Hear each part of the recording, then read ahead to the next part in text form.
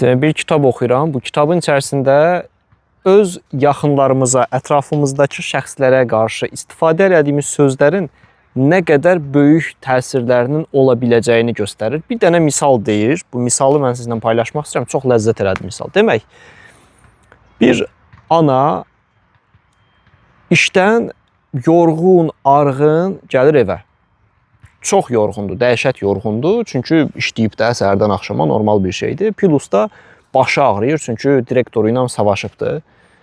Nəysə, gəlir evə, başının da ağrısı, başı çatlayır da belə deyək. Nəysə, şey deyir, yemək falan hazırlamağa çalışır. Sonra qızı da çox balaca bir qızı var. Qızı da dəhşət sevinir. Dəhşət elə bir sevinc içərisindədir də. Uşaqlar adətən sevinç məsələsində çox vaxt sevincli olur. Nəysə, oynayır, qışqırır, dans eləyir, oxuyur ən əsası da.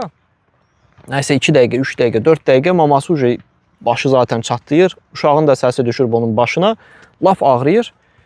Qışqırır ki, bəs sənin çox pis səsin vardı, dəhşət pis səsin vardı. Başıma düşür sənin o pis səsin.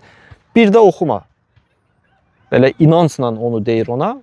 Və həmin o ifadəni ona dedikdən sonra qız səsini kəsir. Ana da fikirləşir ki, da qız səsini kəsdi, rahatım daha, başım ağrımayacaq və s. Amma onun arxa pərdəsini görmür. Həmin o məsələdən sonra balaca qızın inanc sisteminə yerləşir ki, mənim çox pis səsim var. İnanc sisteminə o yerləşir və inanc sisteminə o yerləşdikdən sonra qız ömrü boyu bir də oxumur. Məsələn, məktəbə başlayır, məktəbdə konsert falan olur da, deyirlər, gəl, heç olmasa söhbət elə, heç olmasa danış və s. Qız oxumur. Qız bir daha bütün həyatı boyu o qədər inanıbdır ki, balaca vaxtında eşitdiyi o sözə ki, o qədər inanıbdır ki, mənim səsim pisdir. Həmin müddətdən sonra universitetə girir, universitetdə nə bilim, deyirlər ki, gəl, danış, heç olmasa yüksək bal yığıbdır da orada məzun olanda, danışmaq istəmir, mahnı oxumaq şey gələndə oxumaq istəmir. Halbuki çox gözəl səsi var əslində. Halbuki həqiqətən çox gözəl səsi var.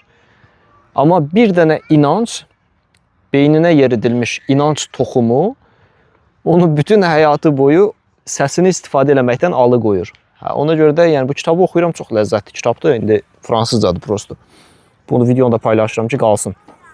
İnanclar, inanc sistemləri çox önəmlidir. Onun üçün də yaxınlarımızın beyninə negativ inancları yeritməməliyik. Ancaq pozitiv.